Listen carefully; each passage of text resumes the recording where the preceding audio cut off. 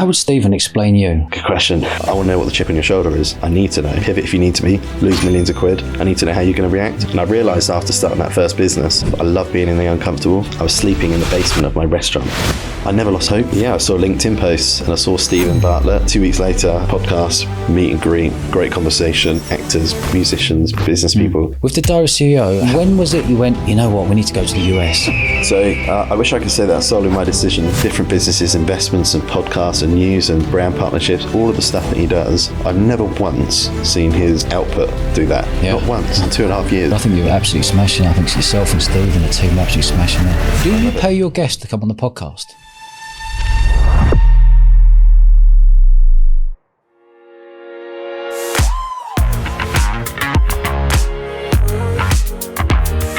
Danny, welcome to the show, mate. Thank you. Pleasure to be here. Thanks for inviting me. Fantastic, man. I'm really looking forward to this one. This is a different one for us. I'm really intrigued on your journey. So let's roll all the way back. Where did you grow up and how did you end up becoming commercial manager for Steven Bartlett? That's a good question. Where to start from? So grew up in Poole, obviously not too far from here. Spent 26 years down here. Absolutely loved it. Before moving up to London. I spent pretty much from, 26 through to 35 now up in London, tearing up there, having some fun, building things. Obviously we'll go through it today, but lots of highs, lots of lows. Yeah. And lucky enough to be in the position running part of the ship for Steven today. Brilliant. So let's just go like school life for you and sort of growing up around here. It's one of the nicest parts of the UK to live. What was school like for you? Were you sporty? What was your mindset like? Good question. So in school, so massively dyslexic. I only realised that when I was probably maybe 16. Always struggled academic-wise at school. It was a big problem for me.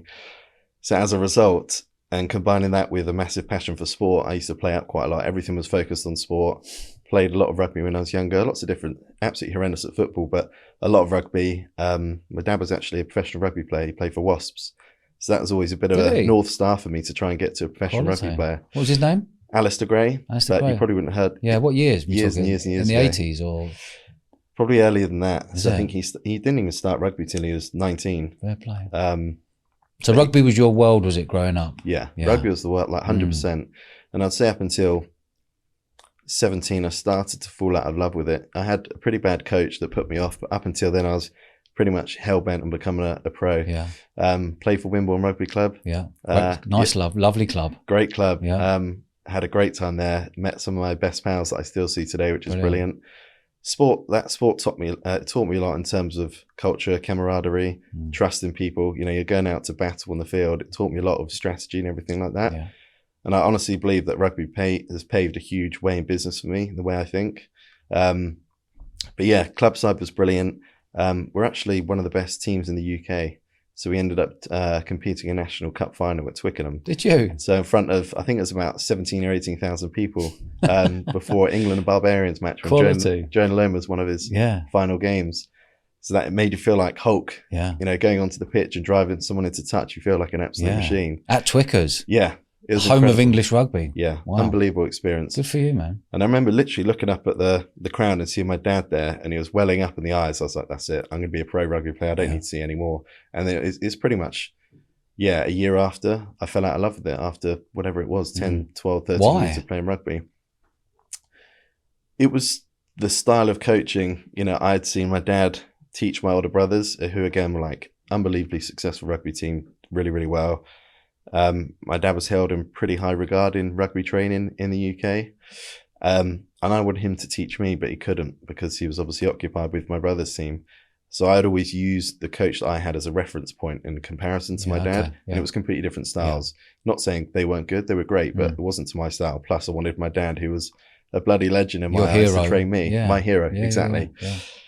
So that's what happened. And I just fell out of love. And my dad, after rugby, did a few different things, became a publican. And I think you've got a publican background on your parents. I grew up in pubs living around London. Same as me. Exactly the same as me. Yeah. Oh, so, wow.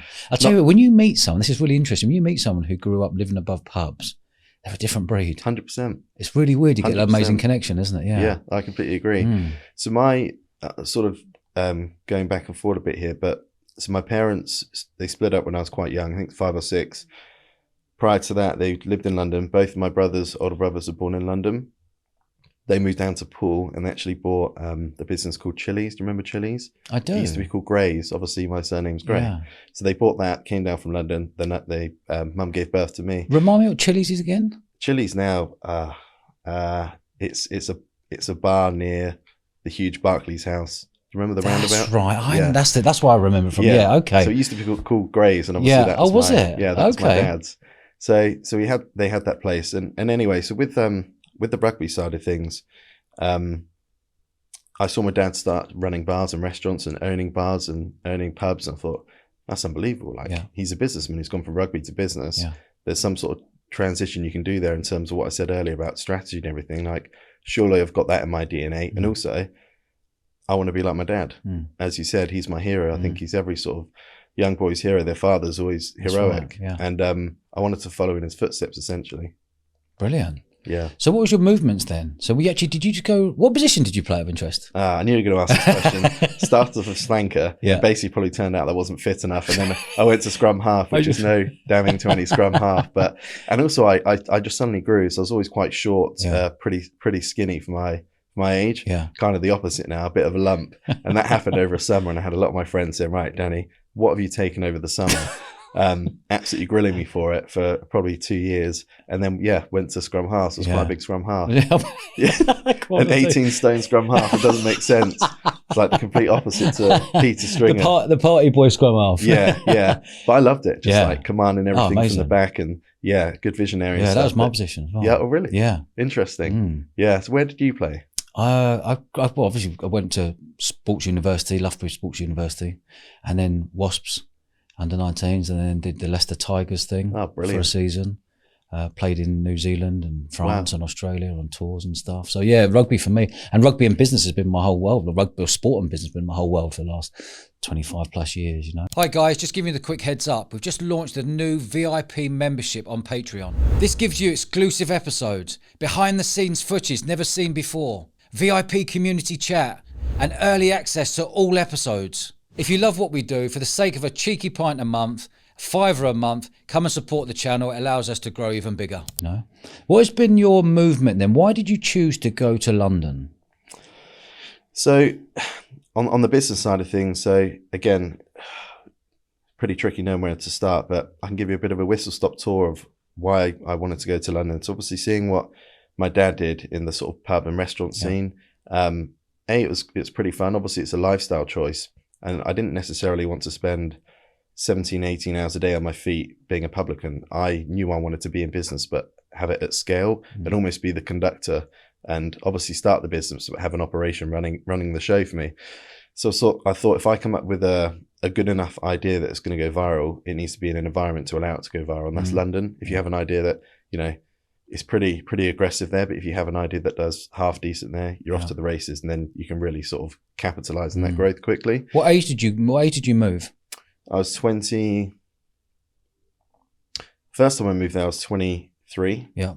Did a couple of years in Winchester at my brother's hotel that he's got now, just to learn the ropes, and then moved back when I was 26, and that's when I started my first restaurant. Okay, so you started your first restaurant in London? Yes. Did you? Yeah. So whereabouts? It was in Farringdon. Okay. For a particular reason. So I can backtrack a bit. So where to start?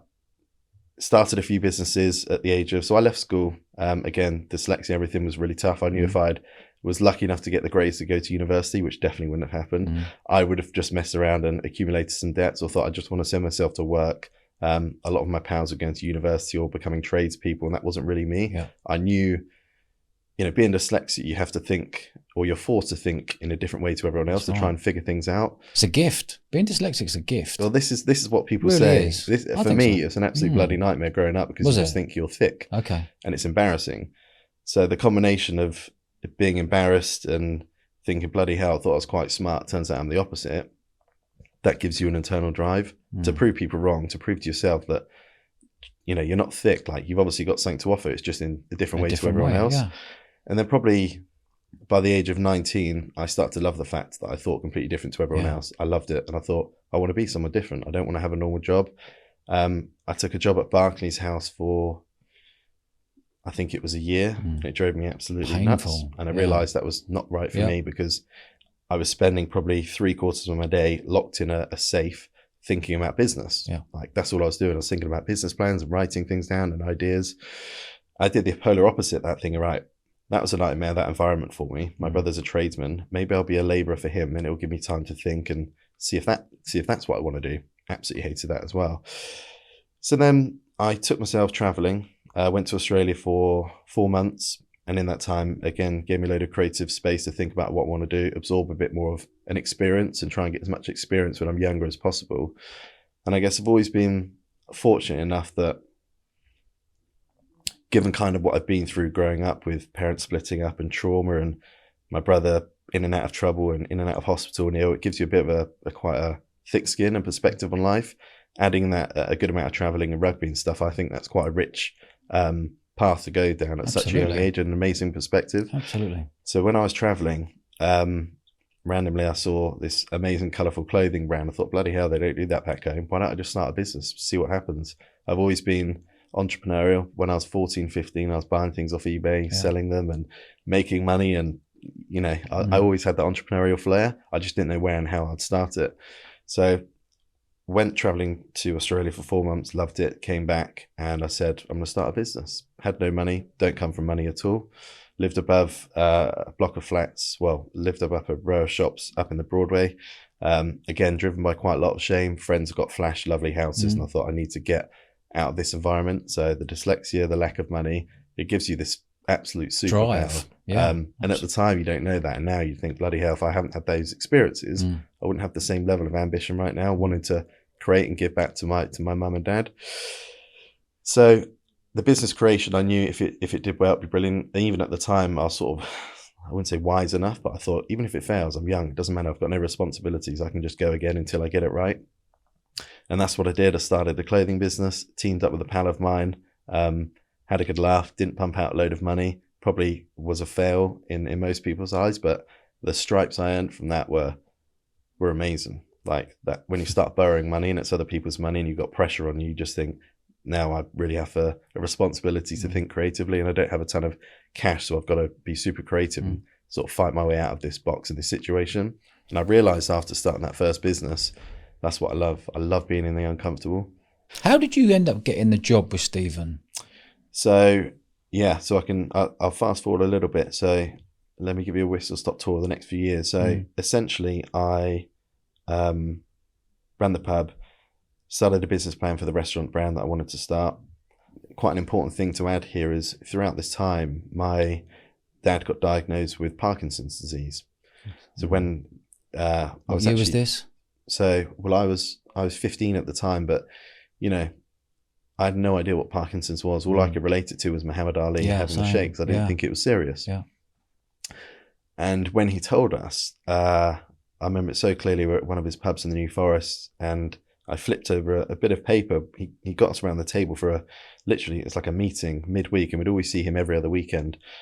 Me being a nosy shit, I flipped over a paper and it said how to deal with Parkinson's. I thought, oh God, one of his rugby mates has got Parkinson's. This is going to be horrendous. And then he told us it was him. And you were 15 at the time, you said? Yeah, I was 15. Okay. Yeah, because I remember my brother was driving us to there. Yeah. My older brother. And obviously, again, your whole world just implodes because you don't know what to expect. It's the unknown. My dad tried calming me and my brothers down, just saying, look, I'm going to be able to make good milkshakes because I'm going to be shaking the whole time. But that's not going to be for 10, 12 years, boys, so don't worry about it. I was thinking, okay, he knows what he's talking about. I respect my old man a lot. Fine, it should be all good. And then I remember so clearly the journey that home. My brother was driving a Honda Civic and his girlfriend was in the front. I just remember seeing his shoulders do that. And he was just bawling his eyes out on the way back, and it was pitch black driving. And yeah, I'm very close to my brother. So when I saw that, it just destroyed me, just bawling his eyes out. And the reason why it was so hard is because, like my dad, my older brothers are my heroes. I look up to them. I literally follow every footstep and trace that they do in life. So that was brutal. And I started doing my own research just to figure out what is it going to mean to my dad? Like, what's going to happen? How can I help him? What am I going to do about this, basically? So from 15 to 19 years old, his condition was okay. A lot of the medication they tried to give him didn't really work. Had really bad luck with that, and he had a pacemaker fitted, and just all the medication just didn't work for my dad. So, but in those years, it wasn't too bad. The condition wasn't that degenerative, really. And things happened over the years, and it just kind of, it's a really cruel illness, because it just takes away everything from you slowly. So he couldn't drive, therefore his mates had to pick him up and take him to rugby training, couldn't communicate, couldn't write his rugby plans down.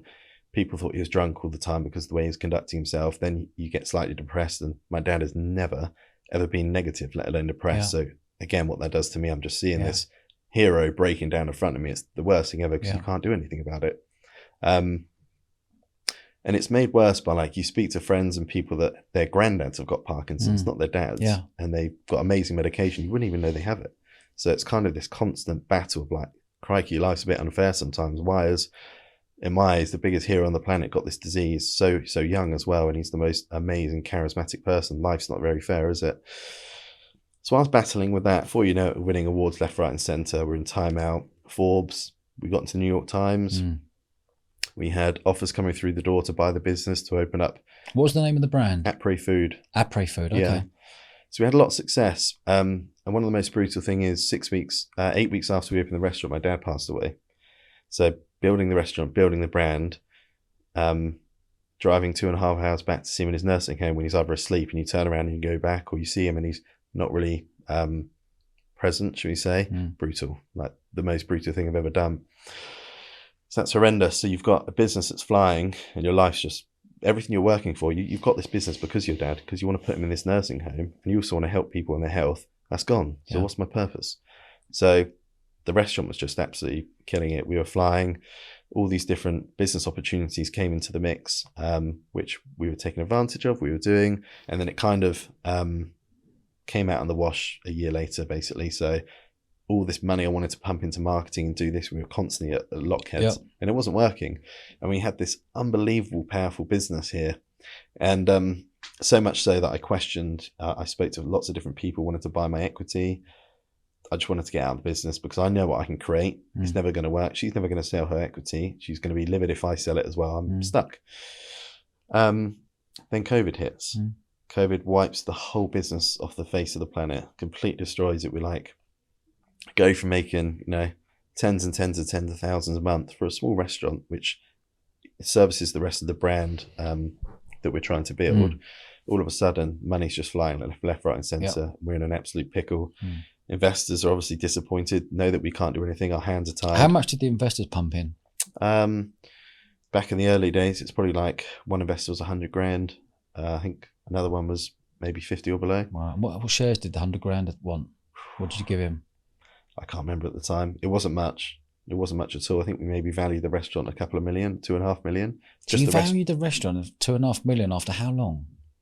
It was quick. It was probably 8-9 months, a year tops. Who valued that? 3 different independent people. One person or one company was a corporate finance. So typically, obviously in business, valuations they're interesting because you've got a founder that will say it's worth a gazillion. Course, You've got a finance person who will say it's worth £1. And you need to, it's like a marriage in the middle. If we were just a restaurant, we'd probably been valued at 300 grand. But we weren't. We were a brand, and we won all this organic press. You're a brand with potential. Correct. So they were buying into the potential. Correct. Okay. So that's why we managed to get quite a decent valuation. And again, my sales pitch ability came in. Managed to, I guess, charm a lot of people in what we were doing, but we were delivering on that promise as well. So, COVID hits, unbelievably stressful time. Again, thinking, I've lost my dad. I'm in a pickle. Business is great. It's actually not great now because of COVID. And I've got this business partner who I've kind of gotten to bed with, who is not the one that's going to take us to, billionaire paradise, which is where I want to be. An important thing I've missed out here is probably 5 weeks after I lost my dad, I was sleeping in the basement of my restaurant. And that was because our initial sort of publication and press hit, the restaurant got too busy. We couldn't find good enough staff. We didn't manage it. Because we were hand to mouth, we wanted to pump more money into the business. What we should have done is only let a certain amount of people in, managed them, gave them a good service, but we just kind of lapped it up because it was a lot of money and we were loving the fame. And the business took a bit of a hammering for like 5 or 6 weeks after that, so much so that payroll was tight. I wanted to pay the staff rather than me. Business partner's 20 years older, is a female. I'll take the hit. I'll go in the basement. End up spending 6 weeks in a basement, weeks after I've lost my dad, thinking, again, mates have got second houses, getting married, kids. What the fuck am I doing? Managed to raise 100 or 150 grand to basically turn our restaurant into a central production kitchen unit. We started to do flash frozen ready meals. I thought, I'll roll the dice again. Maybe we can separate the business and I'll do this facet, she can do another. A part of the business I do now, what I'm specifically focused on is people's character. I want to get so deep into finding out who you are, because I can relate to what drives me. I want to know what the chip on your shoulder is. I need to know, because I want to know what's going to make you do the 18-hour days, sleep in a basement, pivot if you need to be, lose millions of quid. I need to know how you're going to react. So yeah, we had good success with the business. The flash frozen ready meals are still going. We've got some pretty good retail contracts up in London. Abel & Co, we sell online, and she's doing pretty well with the business. I'm now a silent shareholder, not involved in the operations at all. And she's running a nice little business there. And hopefully she goes on to make some cash and she can retire in Cornwall. I wanted to go in business straight away again. I wanted to rock and roll again. I took my first holiday in 4 years. No exaggeration, literally my first holiday in 4 years, whenever it was, 4 years ago. And I was on the beach in Antigua. And yeah, I saw LinkedIn posts and I saw Steven Bartlett. His content, I read a lot of it, pulled me through some dark times with my dad in business and everything else. And it's like, I'm hiring. There's probably about 25 jobs there. And me being the corporate side of things, I was like, I don't want to be in this huge office. I don't like that environment. I want to be, Danny, there's an opportunity, run with it. Yeah. So kind of hesitant, but I also thought he's a young lad. He's absolutely crushing it. I resonate with his content. Surely he needs a good operator or another good operator around him. And he said, it was something along the lines of, don't want to see a CV. So I was like, get in there, because I can't write one anyway. Send me 3 lines of why I should employ you. And it was something along the lines of, heavily dyslexic, I guarantee I'll add business value to your business. And something like, give me a shot, otherwise you can boot me out the door. It was literally like that, to a degree. And long story short, his manager, Dom, called me, I'm pretty sure it was that day or the day after. Really impressed with what you've done. You've shown high resiliency. We want you to come in for a chat. And based on what I know about Steven now, and any job that he puts out, we're getting thousands and thousands of applicants just in one job. I think at the time I did pretty well to somehow get noticed. And yeah, 2 weeks later, I had a job. I was in there, and I started as kind of a commercial manager, partnerships manager. Again, I almost like starting at the bottom, because as well as I really believe my ability, I also want to earn my stripes. I find it, I don't really like getting promoted straight to the top. I like working my way up, because I also know what it's like to start at the bottom in life and business. And I want to make relationships all the way to the top so I can get respect from people.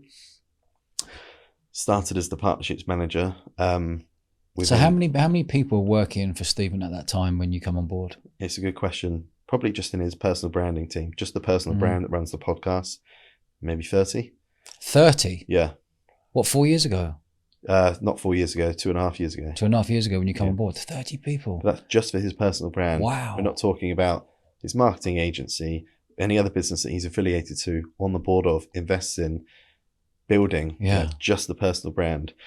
So great bunch of people, super young, dynamic, all the sort of people I wanted to be around. Bearing in mind, I don't think I got that in my previous sort of endeavors and stuff. And within 8 months, I was promoted to commercial director. So Steven's one of these guys that if you provide value and you're good, there's no hierarchy. You're just wallop straight to the top. And that's what business is all about. It's value, isn't it? So if you can gain more value than essentially you're getting paid, then that's a win-win. So send this person high up the chain as quick as possible, because they're going to catapult our journey 10 times quicker in the best way possible. So, in my eyes, through the podcast and the brand partnerships, anything, the speaking tours, anything that generates cash as his personal brand business, for me, it was easy. I managed to get some of the best partnerships brokered within 3 weeks of being there, the biggest deal that they had ever done.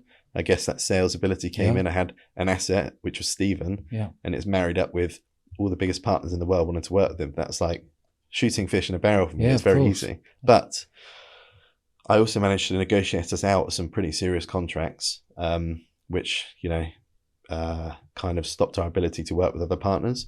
So I managed to get us out some contracts, which from an opportunity cost point of view, that saved us hundreds of thousands at least. and I guess went on, strength to strength. I did pretty well. Is that you signing a contract, you and Steven signing a contract and then realising, we've signed a year contract, we don't want it to be a year because it's not allowing us to get this other brand on board because there's a conflict of interest?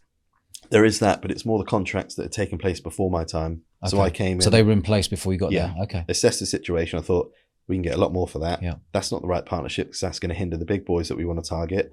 Everything. That doesn't work because that's UK focused. We want to go to the US. All these things from a strategic point of view, you want to kind of evaluate the playing field and then make your decisions accordingly. And that's what I did. So brought way more cash into the business much quicker, got ourselves out of some things that were going to stifle growth or other partnerships. I just basically, like I said, tidied it up, okay. Put myself in a situation where I understood what was going on and I dealt with everything accordingly to my, I guess, not ability, but to what I thought was right. And it just so happens that it worked really well. So I think within 13 or 14 months, I'd doubled the whole revenue of the business or the podcasting side of things and brand partnerships.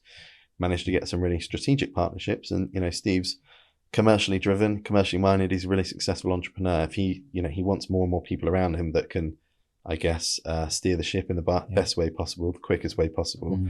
And I was commercial director pretty soon. Had a load of fun doing it.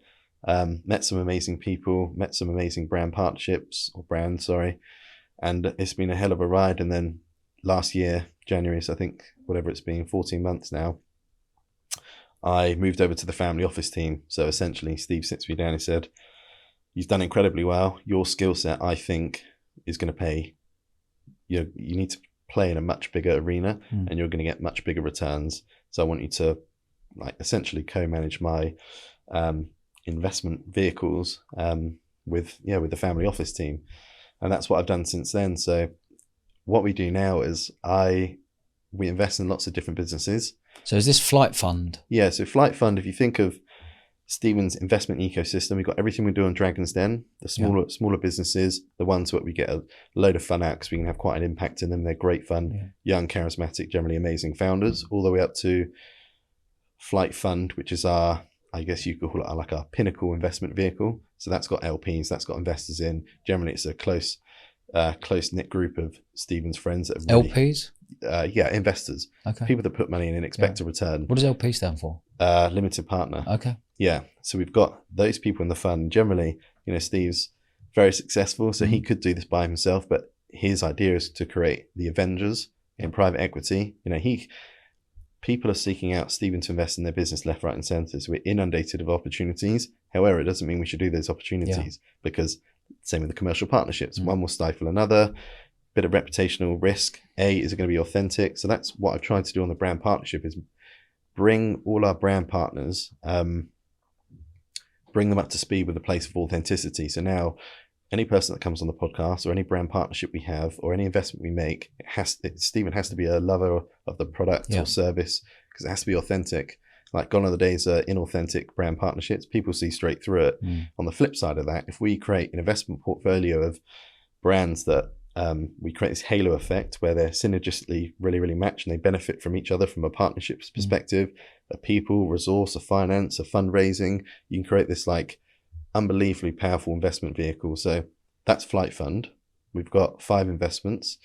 So just hold there. I just want to roll a little bit back. When you were working in a Diary CEO for the podcast, what were you approaching brands and saying? That's a good question. So it's a couple of things to unpick there. Number one is generally the brands come to us. Steven, his ability to do what he does, people have always come to him. Brands have always come to him because of the awareness that he's able to generate. His own curiosity path that he's on. People and brands love it. He's just super curious about the world and people. He wants to use his platform for the greater good. He wants to give back to people now. He's obviously successful. Yes, he's commercially driven, but we're gaining nearly 1 million followers a month now. He wants to give back. The platform's getting bigger, so how can he give value back to people? He can do that in a varying different degree of ways. From a health perspective, making people healthier essentially by the experts he brings on, financially better, maybe better off or more astute. So he's trying to give back value back, and we align all our portfolio brands like that. So we will generally, if I give an example, I can't say who it is, but a top investment platform. Steven might have mentioned them just vaguely in a podcast, and they might have their best performing day in the history of their company. The founder or the founding team reach out and say, wow, we've just traced this back, that this has come from a diary of a CEO. Steven, we know that you're an investor, you've got a family office, you obviously take care of your finances. Like, we would love to partner with you in a sense, because we're seeing this new demographic of our customer base come in. Wow, it's incredible. Like, would you forge a partnership? So we have a load of inbounds come in, but we're not gonna even explore it unless Steven actually likes the brand, or he'll use it. Well, you can't talk, as a podcast host, you can't talk about a brand you don't believe in. Can't do it. So regarding those brands, then, so the brand will knock on your door. Are you saying to them, well, the reach we've got is, I'm just making these numbers up now, 100 million people a month on YouTube. Yep. 10 million people, 5 million people on Spotify and Apple. We can promote your brand working alongside you. Yeah. Is that the main selling point there?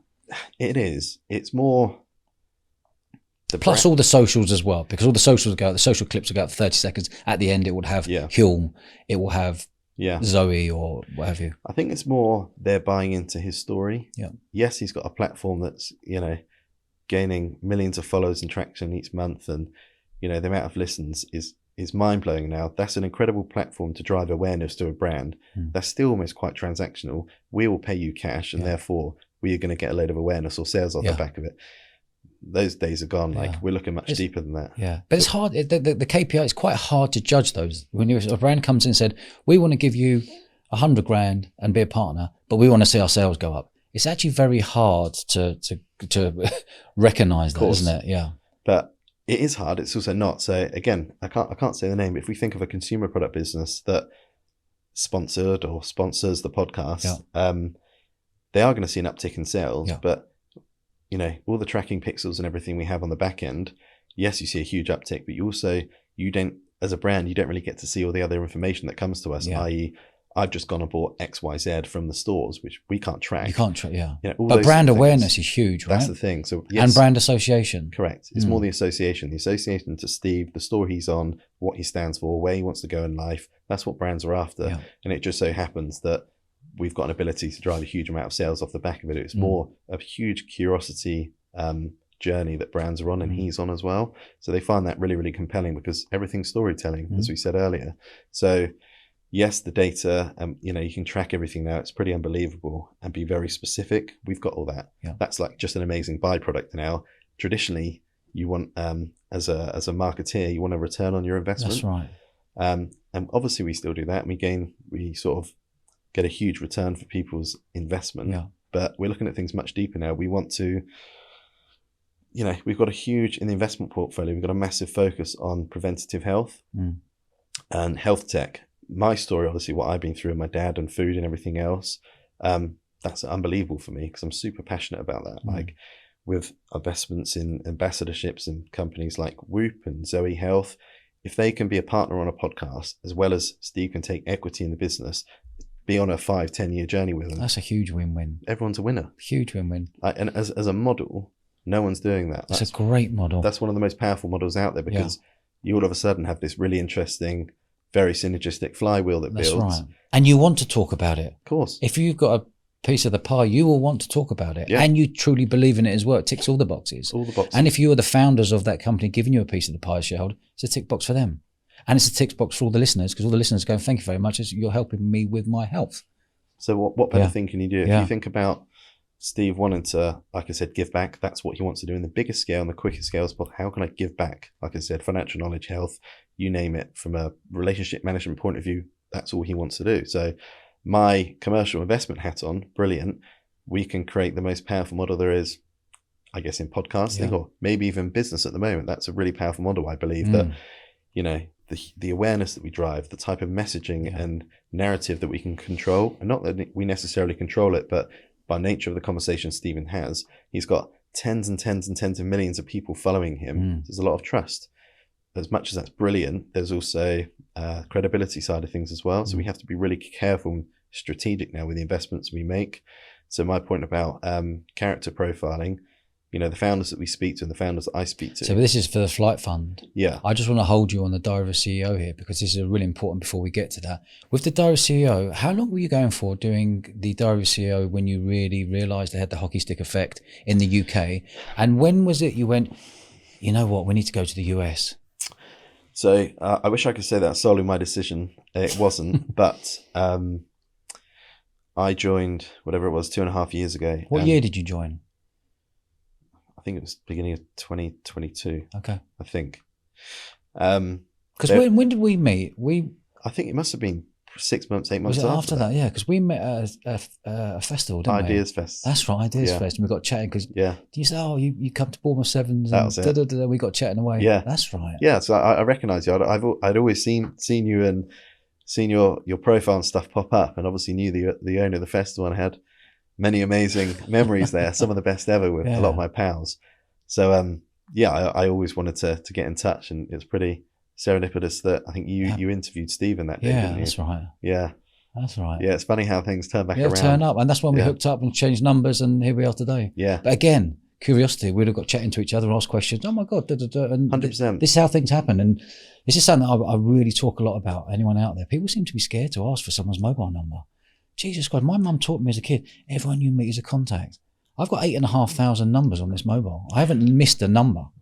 And all of my career, I don't miss the number. I'll take your number down to send you a WhatsApp and open up a door. Yeah, and that's the thing as well. Like, I'm obsessed with that. That's why I love building relationships with people, because you never know, not in a selfish way, you never know when that might come in handy for you. You might be able to benefit them. Or help a friend. Well, that's the thing. There you go. There's his contact. I'll step out now. Put your heads together and away you go. Yeah. Because I'm on my own journey with the help I do. And like, a lot of young entrepreneurs come up to me, whether we can and would invest in them or not, I still love helping them, introducing them to people, giving them some advice. It's the same with Steven. He's just on obviously a completely different level, but that's what he wants to do. That's what we want to do. So yeah, the Diary of a CEO, the hockey stick growth. So I'm pretty sure. When did he start? So you started 2022. Yeah. When did he start the Diary of a CEO? Because when he first started, wasn't he just sort of speaking his mind and going, right, this is what I've done. These are the content. This is about business. And that was really refreshing, because no one had ever spoken about like that. Yeah, he was in his bedroom. I'm pretty sure it's probably about 3 years before I started, or 2 years. Okay. He was in his bedroom. He was a CEO of a big business. He was almost like a journal, essentially. We're doing an audio journal. He was just talking. I think he recorded his first episode. Then I don't know if it got any views. That's probably a misquote, but he just started it in his bedroom, and then pretty soon he had Jack, who's our executive producer, who's built it from nothing to where it is now. Just give that Jack a shout out, by the way, because Jack Sylvester, it's unbelievable where he's taken the brand. Because as an entrepreneur and a host of a podcast, some people can be seen like it's just you, but it's not. It's the people around you, and Jack has been there from the start. It's an army. So massive shout out to Jack, and also that lovely lady as well, Grace. What's her surname? Grace Andrews. Grace Andrews. I heard her somewhere speak, and she spoke unbelievably well. Yeah, she's incredible. But this is what I mean about I'm maybe 9 years older, nearly 10 years older than them. I now, which I love by the way, feel older in a business. I'm like, I need to. It's keeping me on my toes, because you've got Grace, who's an absolute weapon, Jack, who's an absolute weapon. Unbelievable what they do, just crushing it in their field. How old are they? Are they Gen Z? Are they 20 in their early 20s, mid 20s? Yeah, again, I think Jack's probably 27, 28. Grace is probably 26. Probably got that wrong, but around that age. Okay. But both incredible at what they do. So like the whole thing about what I am trying to do in my life and what we're trying to do at Steven Bartlett Limited, at Flight Fund, the investment portfolio, is constantly pushing boundaries. Constantly. And also, funny you should say it, you're like 35 going, right, I've got to really be on my toes now because I've got 10 years on them. I've got to be seen to be, I get you. I get you. But so you know what I mentioned about attention to detail? I'm obsessed. So like, I think back in the early days, maybe it's being a restaurateur and like knowing about people and dealing with people and how to get the best out of people from a staff perspective. Dealing with people is one of the hardest things ever. And I think I made a comment on one of the podcasts that we released that one of the microphones had a scratch in because our podcast was gaining so many eyes on it. If it was me and I saw a scratch on someone's podcast stand, whatever you call it, I wouldn't think this. It sounds quite cynical, but like, cool. If they can look over that detail, they might look over other details. So I mentioned it, put it in the group, and Steve was like, "I absolutely love that. Yeah. You were all over it like a rash." He didn't say these words, but he said, "I love the fact that you pointed that out." Yeah. And we've got this philosophy in our team. You know, I share an office with the Diary CEO team now. I sort of handed over the reins to a new duo, which have taken it to different heights. It's like an area of expertise I didn't have. I wasn't in the podcasting world. I was just an entrepreneur that dealt with the situation and did well, and it's now passing the baton over. But we share an office, and every single person in that office, they're amazing what they do. And we've all got this philosophy of getting the best out of one another. So we've even got a channel in our Slack that's 1%, and we'll celebrate the 1% gain. Yeah. So if you figure, it could be anything. It could be the temperature of the drink you've got. Let's say I'm a guest, the temperature of that water, you found out through one of your pals that I love room temperature water. It could be any tiny win, because if we make those tiny marginal gains, compound interest. What's that going to do in a year's time? Huge. And when we're at the forefront of podcasting, we need to be all over it like a rash. Yeah. So we've even got head of experimentation, head of failure. Someone's employed called head of failure. Yeah.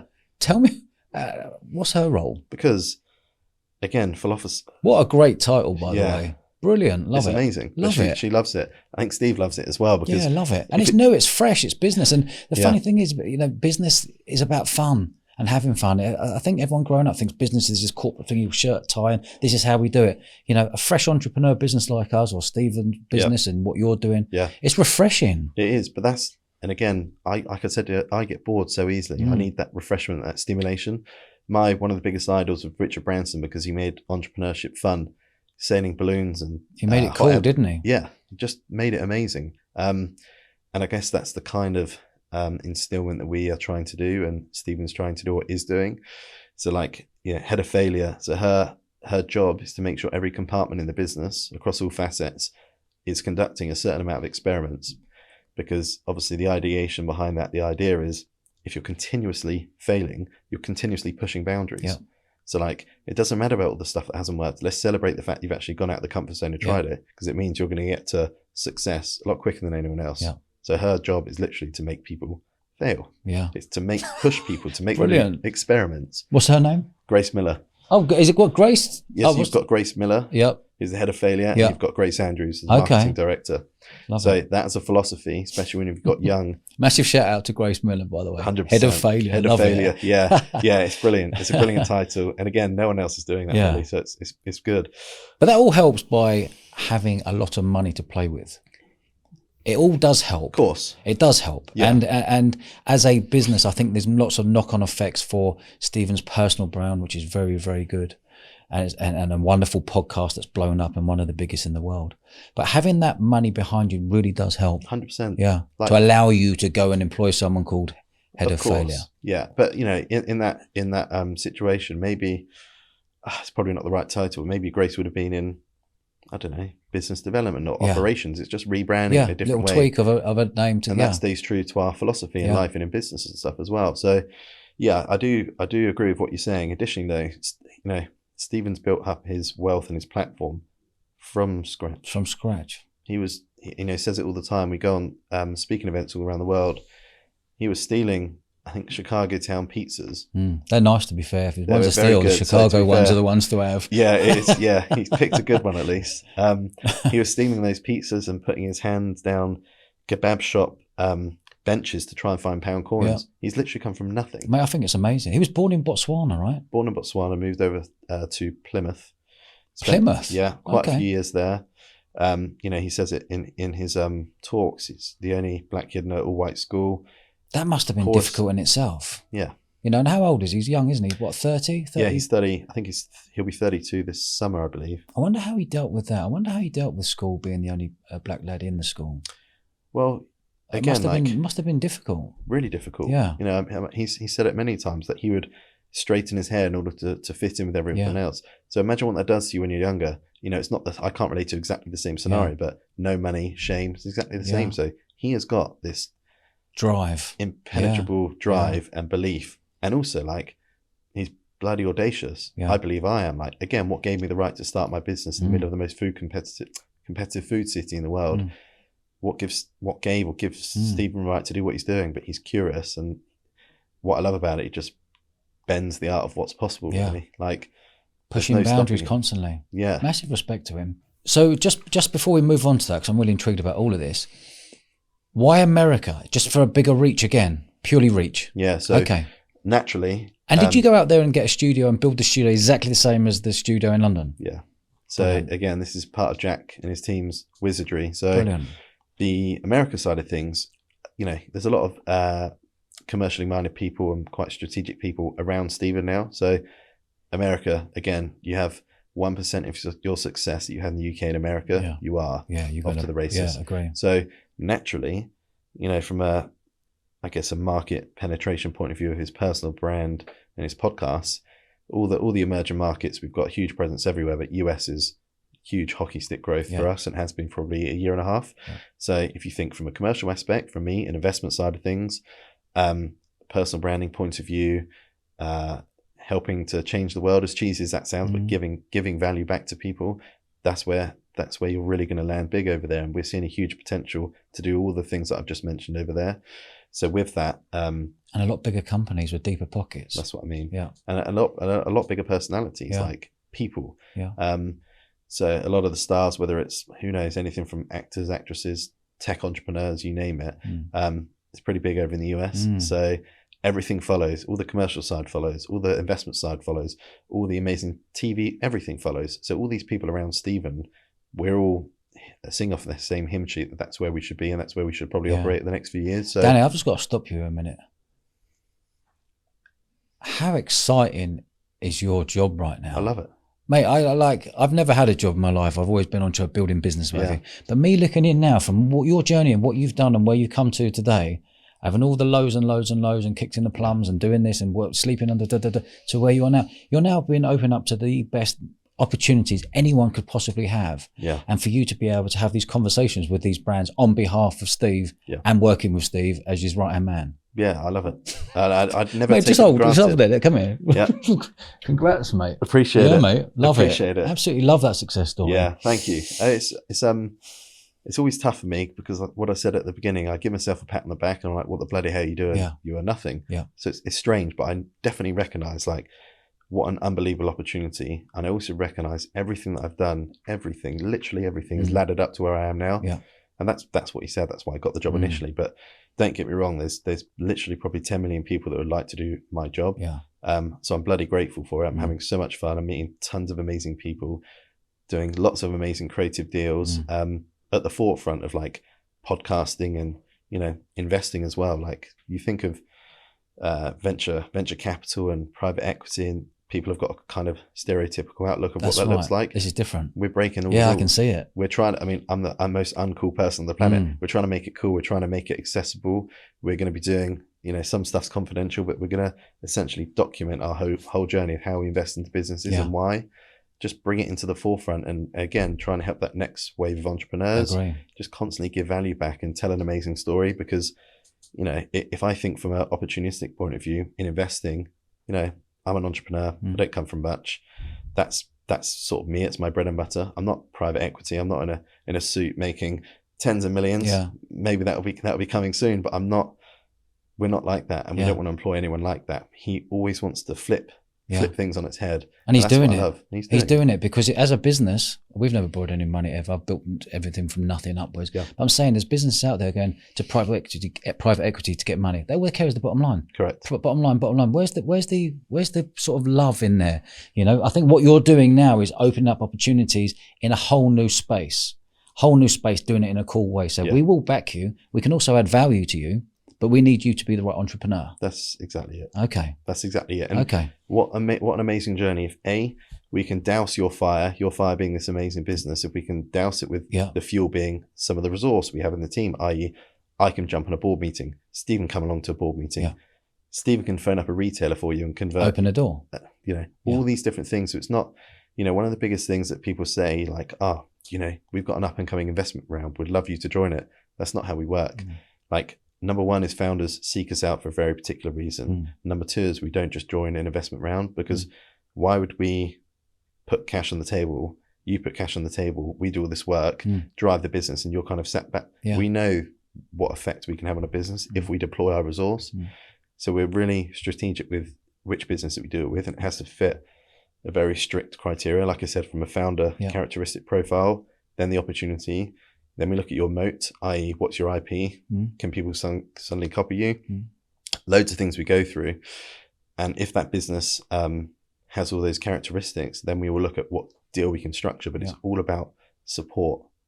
Like we want to get our hands dirty. We want to drive value. We want to get integrated in the business, because if we're taking a bet, we want to help control that bet rather than, as much as we want to fund good founders, we want to be part of that journey. We know the ability and the change that we can drive. So we can't do that for a million businesses. We can do it for a select few. So we're looking at kind of building our resource out as well. And that's what I love, because I've got the entrepreneurial sort of thirst that gets quenched because I help businesses and I speak to founders. And I've got the other side where I've got the diversity, and you speak to tons of different businesses doing amazing things. Like one of our businesses, a company we invested in called Untitled. So they're they're sort of a home for, at the moment, London's health practitioners and professionals. So they've got a gym facility, a huge, amazing state-of-the-art building. We've got a high-end gym facility. Whereabouts in London? Dentistry. They've got 3 sites. They've got one in Soho, one in Liverpool Street, and their newest one in Marylebone. Unbelievable facility. So make 3 amazing locations as well. Until you wouldn't believe this.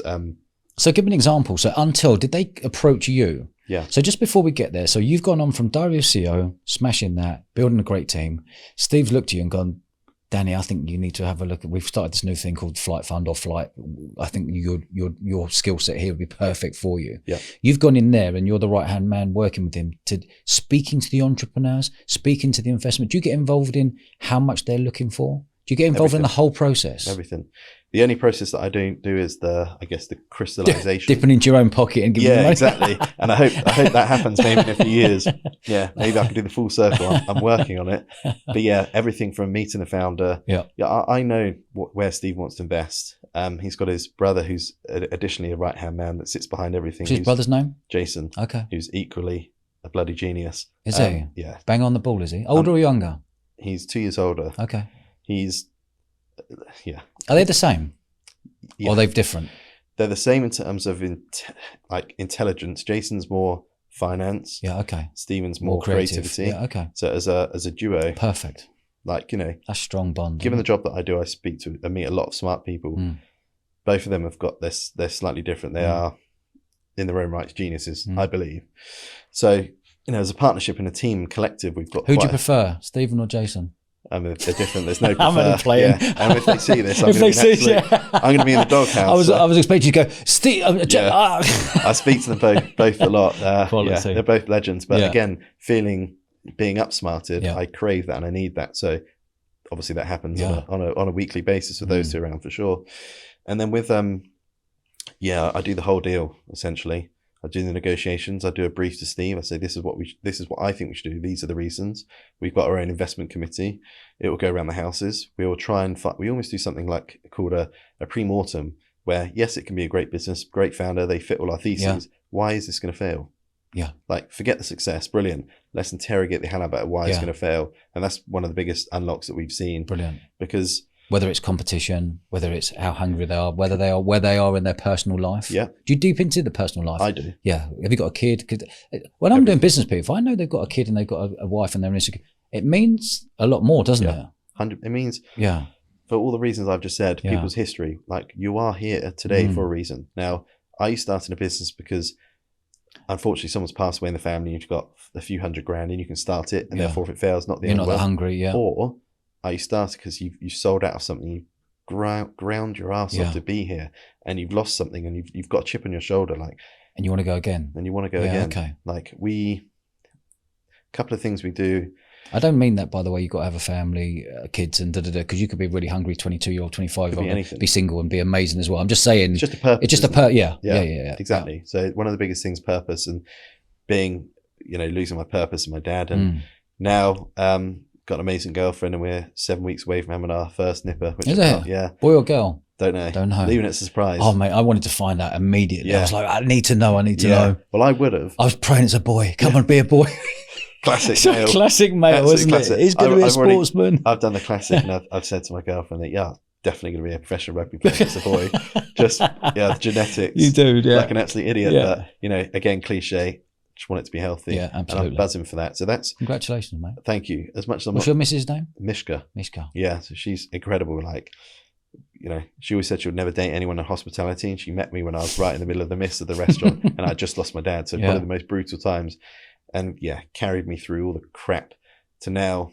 You know, I believe I'm doing pretty well, and things are very much looking up. But like I said, you know, nothing's been luck. Yeah, it's all been very strategic in my head, and things happen consciously because I'm always thinking, but unconsciously as well. Like, there's a lot of stuff you emit and give out there that comes back. A friend of ours, Al Barrett from Grenade, he invested in flights. Flight fund, yeah. So actually the flight fund, if you broke down flight fund, you've had many investors put X amount of, is there a certain amount of millions been put into it? Again, I don't know what I'm allowed to say or not, but yeah, there kind of is a certain amount. If you think of, that was one of my questions at the start, like, why a fund? Because Steven, you can just invest personally, but Steven, there's a lot of people around him that are unbelievably successful. Founders of Spotify, he's, texts them all the time. So it's more conviction if you've got, successful entrepreneurs that are saying, yes, Danny, this is bloody awesome. I want to come on the ride with you. Like, that's what he wants to build. Absolutely. Yes, build a lovely team around you, people pumping money and saying, I want to be part of this because I've got so much money in my bank. There you go. There's £1 million investment. There's £2 million investment. Let's go with this. Have some fun. But at the same time, I'm shareholder in it to make it work and be positive. Yeah. And we believe in you, Steven. You're on something amazing. Yeah. You're getting access to deals that no one else can get because these founders are seeking you out from the podcast, really. The podcast and everything. Unbelievable business model. That's why it's so amazing. So if you think, like, a lot of the business we invest in, they're not open for investment.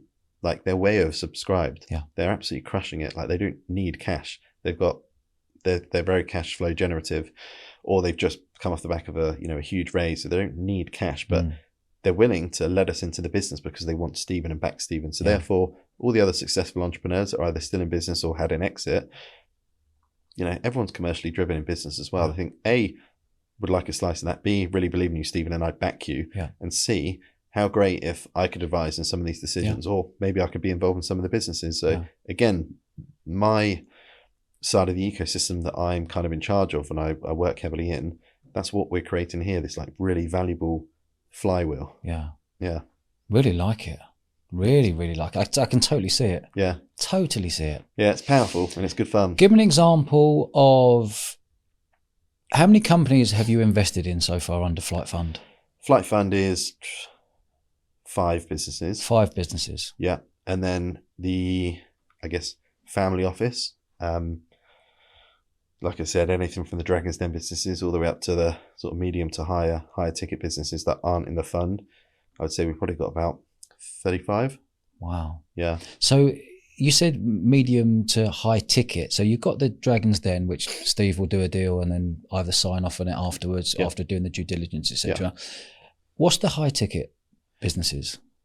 From the fund, or? No, because you said the fund's separate to the Dragon's Den. You said Dragon's Den is invested in. It's really case by case. It's case by, okay. And also, like, so from a cash value perspective, it could be anything from 50 grand because they don't need the money, but they want skin in the game. Yeah.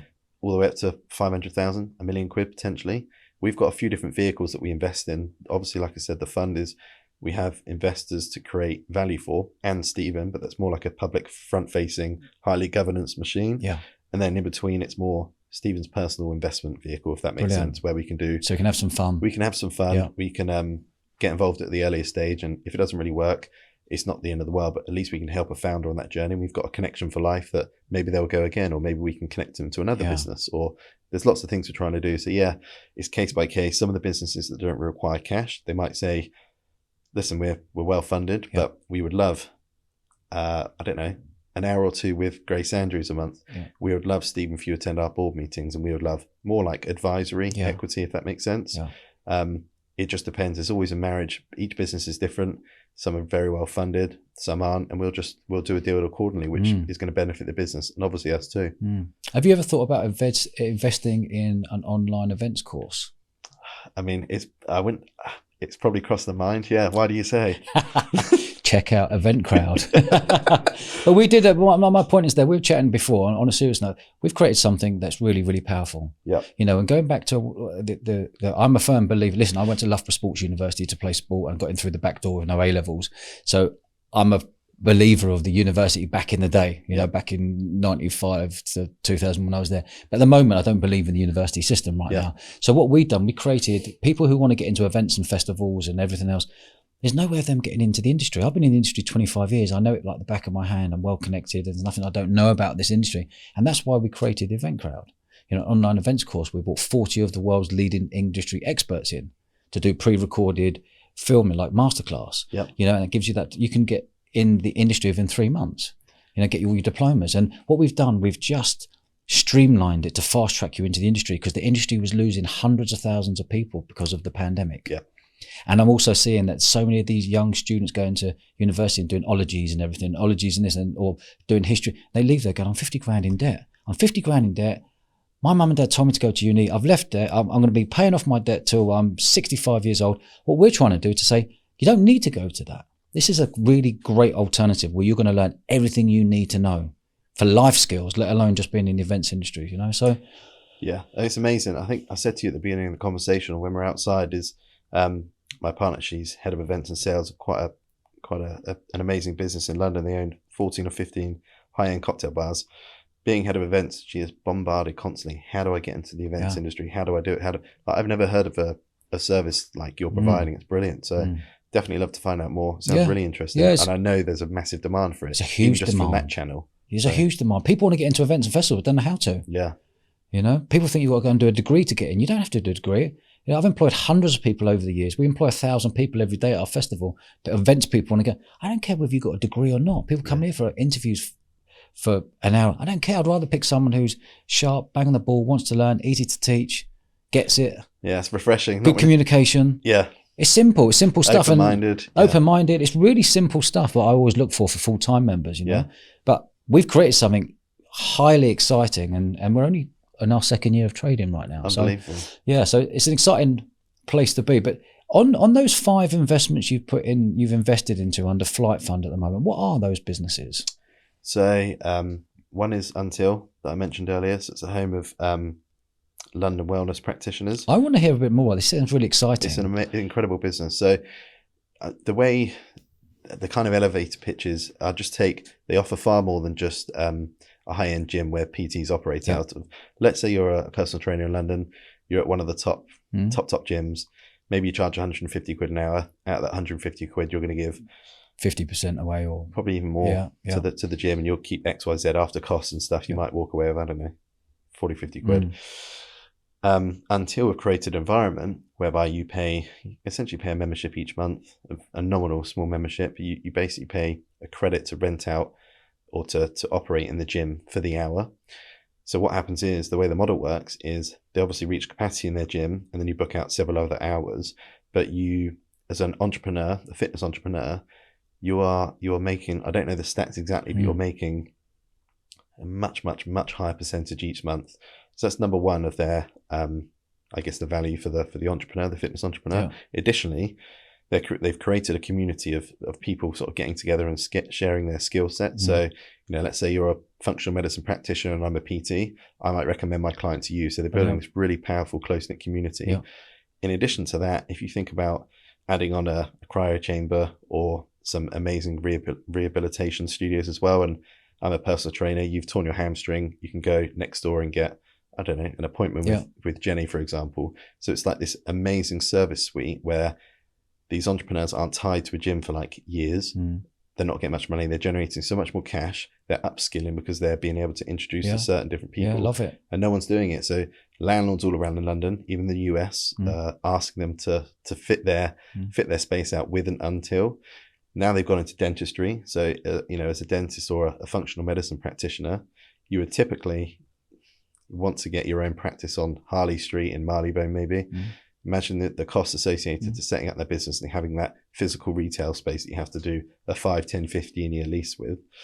So they've got an ability to be a dentist and literally hire a chair out for a day or not. They've got all the suite of facilities. So you're earning far more money. You're not committed. You're speaking to other amazing people. Again, you're upskilling. So they're looking at all these different medical sectors and offering a service where it's much more flexible. I don't want to say it's the same as WeWork, 'cause it's much, much better. It's a much better business model. That's just one of our investments. So when they come and knocked on the door, What made you say, you know what, I think this is for us?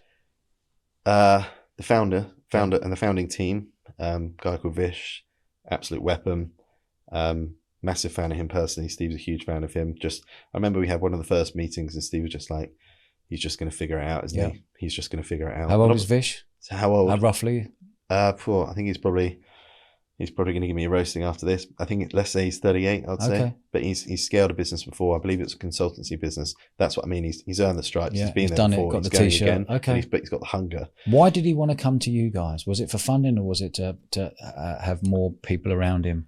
I think it's like anything. Or face, to have Steve as the face. Yeah, look, we can drive a lot of exposure to business, great. But before that, if we can help mastermind the business as well, and Steve can join and get stuck into weekly meetings where the business is continuously being built. Vish has got unbelievable founding team, has got unbelievable advisors around him. But, the icing on the cake would be Stephen come in, give your spin on the world. I've seen Stephen in a room of 30 shit hot operators that have worked on something for weeks, maybe months, and Steve will spot something no one else has. So he's got this ability of look at things differently, and then add on the fact, yes, we can fund, and hopefully we can deploy a ticket from this vehicle, be with you 3, 4, 5, 6 years. You go to the States, scale up, we help you with contacts, then we bring you on the podcast. All of a sudden, like we're owning the value chain, we're helping them. Hopefully we're going to blow them out quicker than if they were doing it solo. And you're building this mastermind of Avengers around the business. Brilliant. So that's a really good example. So for that example there, how much did you invest into that company? I don't know if I'm allowed to say the exact amount, but that was a blend of cash as well as shares in the business. Yeah. Okay. Equity in the business. Yeah. Yeah, because from our point of view, if you think about our team, the team of 30 people, that team needs funding. Yeah. Obviously, the podcast and the rest of the business. Oh man, you have to explain. I get it. I totally get it. So that team needs paying. I get it. Yeah. Where does that, I guess, resource and cash come from? So to my point earlier about joining a funding round, well, if we deploy 25 people a month or a quarter on your business, I'm going to invest maybe £1 million, but I'm going to inherit 200 grand a month cost. That's right. Does that make sense? Yeah, absolutely. So we have to offset that. So that's why every deal is case by case. It just depends what you want, and then we'll structure it accordingly. Do you know what was fascinating? There's such a fascinating business model that no one's ever done. That's how I see it on looking in. We've been doing this podcast now for 3 years. Steve's leading the way for looking at brand partners. No one would ever think of that. Yeah. We haven't taken any. We've been offered 5 brand partners we said no to. It doesn't feel right. I don't want to be talking about certain things. Doesn't matter what the money is. Yeah. We don't have any sponsors on our audio. Nothing. So people go from the start to the finish and have a great experience. Yeah. Having the right brands on board, though, is a very exciting place for Steve to be and for us to be where we are now as well. Those 30 people need funding. Those 30 people, those staff need funding. But I love the business model that all these businesses you're going to fund in are helping to pay for the 30 people to run that business as well. Beautiful. Yeah. Absolutely beautiful. And it all comes down to, if Steve didn't have a podcast, none of this would have come about. I wouldn't have thought. No disrespect to anyone but anything. Yeah. But without the podcast, you wouldn't see the hockey stick, what's happened, the trajectory you guys have been on so quickly. Yeah, it's true. It's definitely compounded everything. Stephen, he had a liquidity event of the business that he was CEO of and started. So he had that liquidity event and he's made some pretty savvy investments. Yeah. So his wealth has accumulated. You combine that with an amazing media platform, and then a few years down the line, you've got one of the biggest podcasts in the world. Yeah. That is like a trio, whatever you want to call it. I don't know. Just a great combo. It's just a great combination. What a combo. And no one's doing that. That's what's so exciting. And no one's ever done it. Yeah. No one's ever done it. But I love the thought process that he's come up with the idea, and he's learned along the way. He's winged it. We all wing it. We wing it, see what works, tweak that. He's like, oh my God, I've got a nice business model here. How about? But what I've liked about it, and what I'm hearing now, is that he's put so much wonderful investment in building an amazing team of 30 people. Yeah. Not knowing that this is going to be coming along. And to make this part work, to fund this part, and now it's all working together and you're away to the races. Yeah. But none of it's strategic. It's just, let's get great people. Let's get young people that are going to own the future. Gen Z's, let's work it out. Let's get some grey hairs, i.e. me, and older. Are you the oldest one there? No, I'm one of them. One, okay. Yeah, which makes me feel horrendous, but also I kind of love it, which is, that shows the stage of life I'm in. There's people, what he says is let's get the people that will own the future, the Gen Zs that are super smart in this side of things, and people that have gone through, weathered a few storms. And that combination, you've got every basis covered. But, back to the point about, we've gone through several evolutions in business, and all of a sudden we're dealing with this, what I call like an absolute beautiful beast that we've created because of the failure, because we're constantly pushing in areas and okay, that doesn't work, cool, that sticks, double down, triple down. And all of a sudden you're way ahead and you're breaking barriers in so many different elements of that business. And all of a sudden you are where we are, where, you know, in my view, we've got one of the most powerful sort of private equity vehicles, and we're already demonstrating that. I can't say numbers and stuff, but you know, the numbers that we put out there we're delivering on, which is absurd, and hopefully we'll get to a position soon where from a governance perspective we're allowed to say that. And then all the other impacts we're having on these businesses, the platform that's helping people's health, and we're also paying for the team that's driving innovation, that's helping people's lives, and it's so on and so forth. Well, just going on health there, I know there's a big thing at the moment on Steven putting out a podcast there with the different health experts coming in, and people are up in arms about them, contradiction and what have you. What are your thoughts on that?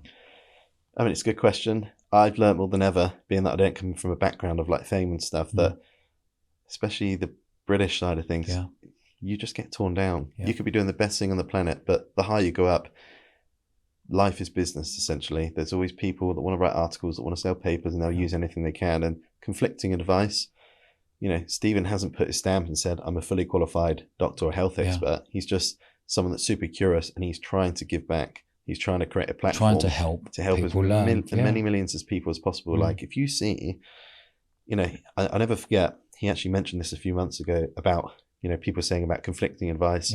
Number one is the credibility side of things. Is he's never said that he is X, Y, Z. He's just getting masterminds. What people are portraying as masterminds, he's just getting to have a conversation. Having a good chat with them. Because otherwise they're writing papers that not many people understand. So break it down in layman's terms. And also not many people will want to read those articles, but via the podcast and via the YouTube, it's getting out to millions of people. Exactly. And it's helping millions. Yeah, that people actually understand. So, you know, you can look at it in two ways. You can be like, oh, you know, it's super conflicting and confusing, and God, he's using his platform. That's cynical. That's not a positive way of looking at it. We should look at it and think, okay, there might be people that slightly conflict or disagree. That's good in life to have disagreement. You don't want everyone to be a load of yes people, and just, you need the conflict.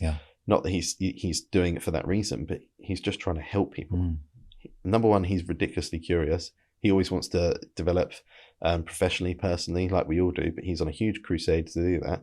And number two, it just so happens that there's tens of millions of people behind him that are also like, they're hungry for that information. So the higher up he goes, the better guess, the more conflicting guess, it's going to happen. He's already said this is going to happen in a much more severe way later on down the line.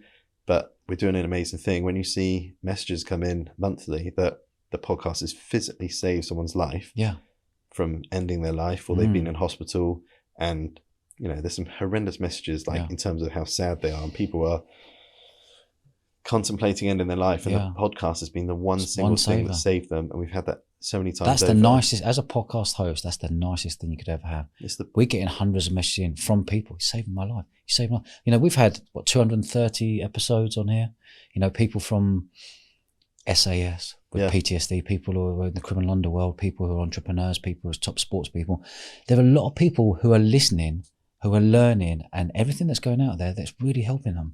And to get that, I was on the verge of committing suicide. I was on the verge of doing this, but that podcast episode saved me. That feeling as a host, you cannot beat.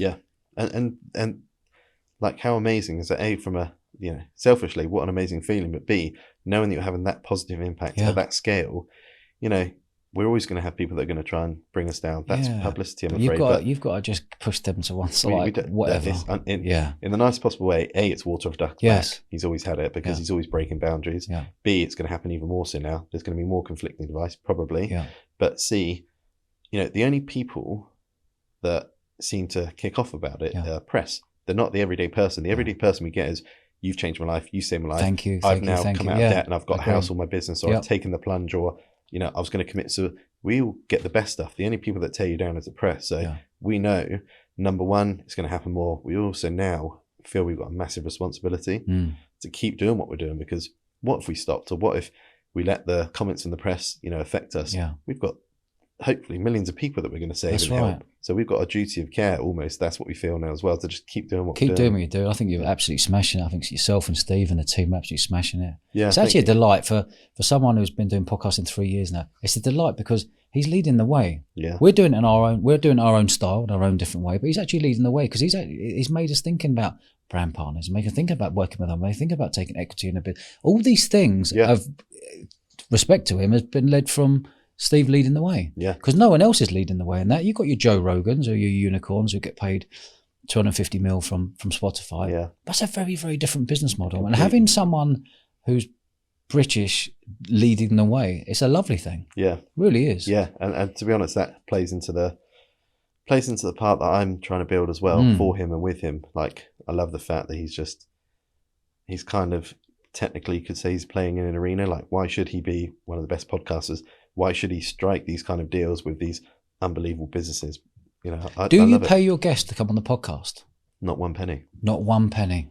No, love nothing. That. Same. Absolutely nothing. Same. You know, again, that's not authentic. Isn't that lovely? Yeah. Because if I had to pay someone $5,000, I wouldn't have a brilliant conversation. No, it doesn't make sense. But why are people out there so keen to say that he pays for his guests and stuff? I don't understand that. Who knows? I don't know. It's a funny, I wouldn't say it's an incestuous thing at the top, but it's funny because we get told about other podcasts. We don't, we're just doing our own thing. In our lane. Stay in our lane. Stay in your own lane. Yeah. But we get asked all the time, do we pay for guests? I think if we paid for guests in the nicest possible way without sounding arrogant, we'll probably have to have a 20 million quid kitty. I was going to say, dip into the old flight fund. Yeah, and I'm not having that. Yeah. But more just, we wouldn't have pockets deep enough, but it's more just, that's not from a place of authenticity. Real, is it? No, everything we do is authentic down to the absolute degree. How do you look after your guests? Do you pick them up in nice chauffeur-driven cars? Do you look after them with lunch? There must be other things that you can look after someone with.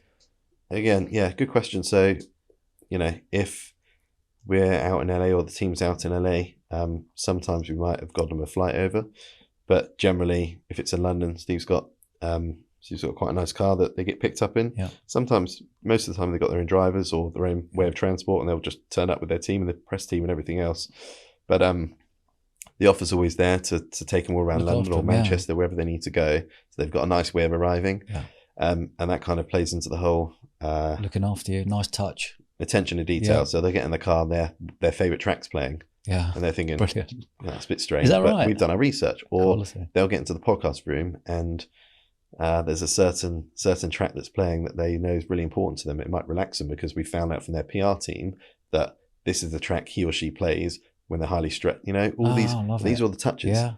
The temperature, the scent of the room, making people feel relaxed. Yeah. Steven's got shoes off to make people feel at home. It's almost like a swan effect. There's a lot of stuff going on underneath the surface to create this special environment, but it's not what's the word? It's not in a way like taking advantage, it's just relaxing people. We want to, if we can pick you up, we're going to make sure it's lovely and we're going to try and find out a way to relax you because we want to get the best out of the conversation for you and the guests. It's just being kind. It's just being a good human looking after someone. Thoughtful. There you go. Yeah, thoughtful. There we go. Yeah. So if they want lunch, we'll provide it. Yeah. Generally, the people that we work with, they're all elite. So they're elite actors, musicians, business people. They haven't got any time. So it's normally podcasts, meet and greet, great conversation, lovely conversation after, and then they're off because they are so busy. Yeah. But sometimes Steve, he's had it where, I don't know, Busta Rhymes, for example, invited him to a gig in London, and then 3 hours later, Steve was behind stage with him and having a good time. So it just, if they want it, Steve will always just dedicate time. Yeah. That's what I like about him. He's getting busier and busier. But he'll always give time to people. I do speaking events all around the world with him, and he'll sign every single person's autograph or take a picture. So he's got a strict calendar. We might be on a board call or need an investment meeting after. Speak to his PA, Sophie. She's an absolute wizard. Sophie's like, Danny, Steve's got to go now. I'll tell Steve. You're like, no, I want to sign, and he'll stay there for 2 or 3 hours. Brilliant. With people. Brilliant. So. People don't get to see that side of things. Say again? But I said people don't get to hear that side of thing, of the side of him. Yeah. And I think that's a lovely thing to do. Yeah, he had it. He had an experience. He says it quite a lot. I think it was on a flight. Quite a famous person was on there years before Steve was sort of famous, but he was pretty prolific in business. And he went up and spoke to someone in in the first class cabin, and he had a really bad experience, and it just changed his whole perception on how you should be. And this is before everything kicked in on the fame of Steve. So treating people with respect and stuff, like everyone's human. Steve's, in his words, been at the bottom, and he's now, you know, rising significantly. You should always just treat people with respect. That's a big thing for me as well. Another big thing, another thing you take from that is giving people time. Yeah. Do you know a good friend of mine, he gives everyone time. Harry Redknapp, he gives every single people time. If someone's waving him across the road, he'll walk across the road and have a chat. Oh, really? If he's in a restaurant and someone takes a photo and he's out with Sandra, he'll have a photo. Like, it's an unbelievable gift. Yeah. I obviously don't know him, but from what I've seen, he seems like just a generally lovely guy. Mate, he's amazing. Yeah, and you can see that. Yeah. And that's part of, again, bringing it back to what I just want to be around good people. Yeah. I've been around bad people that have taken advantage, ripped me off, told me lies. Not dealing with that. Yeah.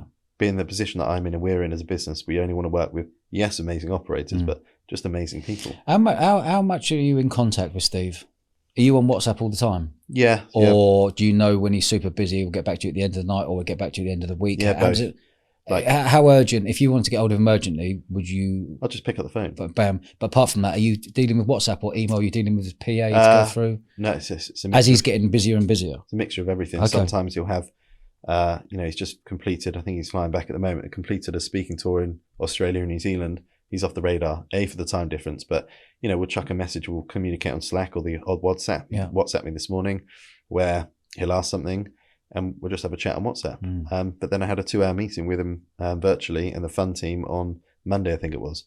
You know, he's just done a huge amount of talks, like bloody knackering. That's why I think he's also in a different level, his output. Yeah. He can do talks, go on the news, record 2 podcasts back to back, fly this, fly that, come back, do 2 hours, where his brain operates at an amazing level. Nothing falters. Yeah. But in terms of communication, sometimes when he's filming Dragon's Den, that's 12 hours a day for 5 or 6 weeks. Is that what it is? 12 hours a day? That's intense. Pitch is an hour and a half, which is obviously edited right down. So it's a very long stint. So we don't really speak to him much then. We have an internal to-do list. So I have my own list with him and every other person in the business and all the other businesses he owns or has a stake in. Everyone has a list. So rather than just get bombarded on WhatsApp, there's only a few people that will have direct comms. I'm one of them. Okay. But I appreciate he's busy and I'll only go to him if I covered all the bases and I need to speak to him, or he'll just message me randomly. But yeah. So if someone comes in and wants investment, they go straight through to you. How long will you take before you go, Steve, you need to look at this? It depends. To contradict myself earlier about up and coming investment round, some of the businesses that are maybe just about to close a round, they might want to say, we really want Steven on board. Like, we are closing this round, but maybe you want to come in here. We can move pretty quickly. We're quite agile. Again, typically, a lot of firms can take months. Yeah. And founders, the last thing you want to do is take months. Right. Raising cash is really distracting for the business, really. Yeah. So we can move pretty quickly. So anything from, we've done one in 2 weeks. Or signed off in 2 weeks, or money in the bank in 2 weeks? Signed off. Signed off in 2 weeks. Money in the bank, that could be, they might not want it for 6 months because they've got to pay for a big purchase order. It could be anything else. Again, all case by case. Yeah. Whether a business needs funding, doesn't need funding, is about to release a product. It's all case by case. But we can do funds and a deal within 2 weeks if we wanted to. Brilliant. That's the beauty of it. It's quite agile. A nimble business. Really nimble. Yeah, very entrepreneurial. Love it. A couple of some of the deals it's taken a year of negotiations. Back and forward, off the table, on the table, fall out, get back. That's what happens, isn't it? Yeah. But then everyone's happy towards the end. How would you explain your day to day? Good question. My day to day is pretty busy, but the last sort of year and a half has been focused on creating systems. So previously, when we launched the fund, there was 3,500 investment opportunities that hit the inbox. You can't wait. 3,500 people emailed in to say, I'd like to get involved. Yeah. Wow. So if you think from like any sales, I don't think there's anything worldwide would get that sort of number in. Yes. Yeah. It's big. That's huge. 3,500 companies, founders, entrepreneurs want to go, I want to get Steve involved and we want some funding, or we could give. Yeah. Who piles through that 3,500? So, that's a good point. So when I kind of, I guess, got the promotion, part of my job was to organize all the leads, because if you think if I had to go through 3,500 opportunities, number one, it'll take me a year. Number two, I'm going to lose out on opportunity. So created a system now whereby everything's automatically like triaged in. So on the back end, the system, if you go onto flightfund.com, it will say apply to invest or apply to seek investment, and you'll go through a type form. We receive that on the back end, and it might highlight a few bits and pieces. And everything's triaged into like early stage, seed investment, Series A, B, all these different things, and we can subcategorize different businesses and sectors that we want to invest in. So my day to day is generally with the team going through those leads. But, you know, I have to be honest, although we don't miss an opportunity, we don't want a scattergun approach. We don't just want to invest in 100 businesses and see what happens and bet on all these horses. We need to be strategic because we want to have the highest impact, because it's good for us, good for the reputation, good for the business. But we also now, there's a credibility side as well. You know, we have this, you know, contradict myself about the due diligence process. There's a lot of risk mitigation we have to do now. What if we get into bed with a business that, I don't know, it's got a court case in the background or something like that, or something against the founder, you know, because there's that side of things. And if our investment portfolio, the credibility with Whoop and Zoe Health and their governance in the health and wellbeing sector, doctors and stuff, we're up there. In financial investments or fintech, it doesn't matter, but health and wellbeing, that's where we've got to play. So we have to put another lens on it now as well. So my day to day is just going through all that side of things as well. As yes, I can profile the founder, can understand the business, send it up the chain, speak to the investment committee, but I'm also looking after our portfolio as well. There might be founders that have got a certain event coming up that we need to jump on a board meeting, or I need Steve, you know, you should be on this call. So on and so forth. So it's managing the existing portfolio, which is where a lot of my time is spent, looking at new opportunities. Yes, there's a load of inbounds to be worked through, but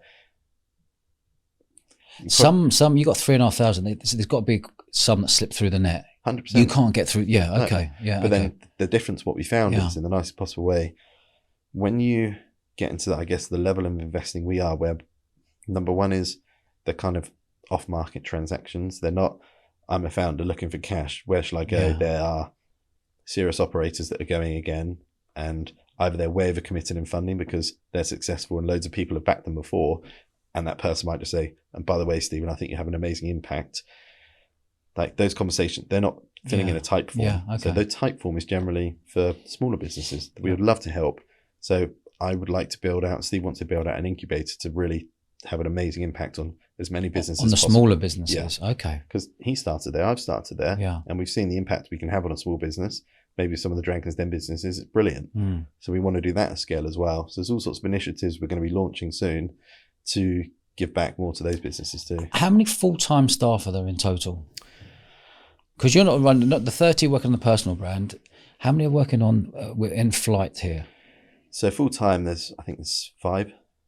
Just on the fund. But then we've got an investment committee that's drafted in. Then we've got the LPs. Then there's the legal side. So there's components around the core team. But that core team is in charge of, so one person's pure, I call him the forensic scientist, because he's just he's on it. Due diligence machine. What's his name? Ahmed. Yeah, he's a machine. Then you've got Penny, who has got an amazing marketing background, but is very well commercially minded as well. She's amazing too. So setting up the marketing function to make sure we're breaking down all these barriers and walls in private equity. In addition, she helps with the proposals and stuff. And Imi, unbelievable designer too. Obviously, Jason's in there. The investment committee being other extended people connected to the fund. Then the actual LPs of the fund, the investors, and then other people within the business. You know, what we're trying to build is, or what Stephen has built is, some of the other businesses that he owns, the CEOs of those businesses are bloody smart people.